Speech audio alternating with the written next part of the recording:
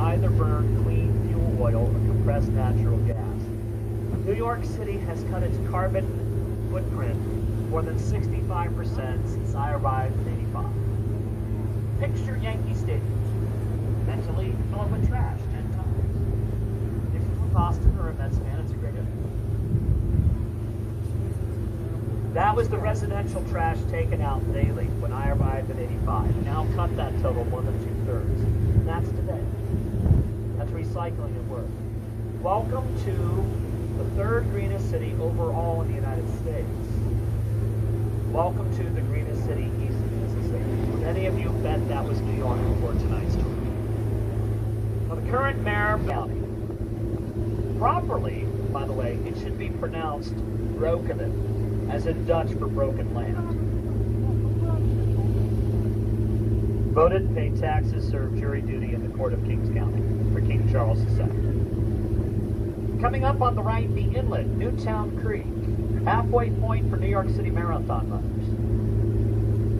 And then coming up is the borough of Queens. Catherine, Loyalists, if we're oversimplifying. Brooklyn, clinging to but mispronouncing its Dutch roots. Rebels. New York County, aka Manhattan Island, neutral for survival as long as possible. It's played for comedy if you ever see a Broadway production of 1776. Every time the Declaration of Independence comes up for a vote, the colonial representative of the colony New York abstains courteously. They never explain why. But remember that New York did not ratify the Declaration of Independence till July the 9th.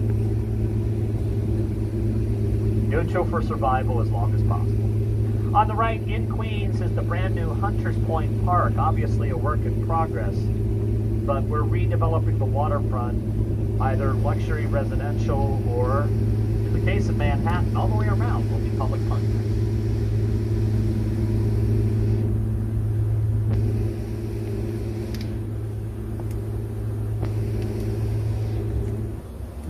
Let's go north to right of it.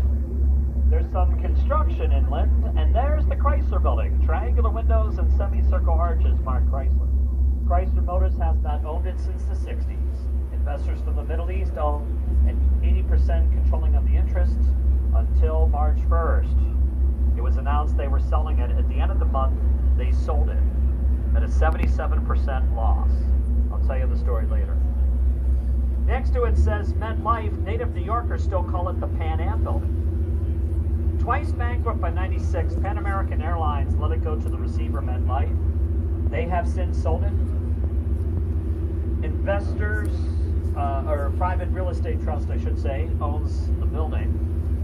The signage atop states MetLife, but left of the dish, the now closed employee cafeteria, used infrequently for special events unannounced. Because it's built over the highway, it was deemed a security risk.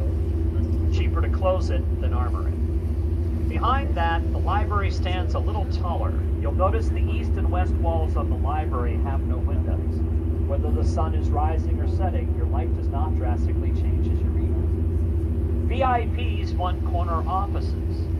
But at the UN, in any sense or meaning of the phrase, no nation's view is more important than the other. The dome, the delegates meet.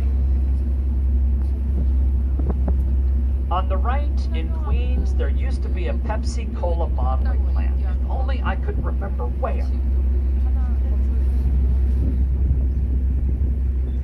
One condition to develop the property residentially, the sign had to stay. New Yorkers were blissfully aware of the battle the courts waged for 23 years before its landmark status was removed.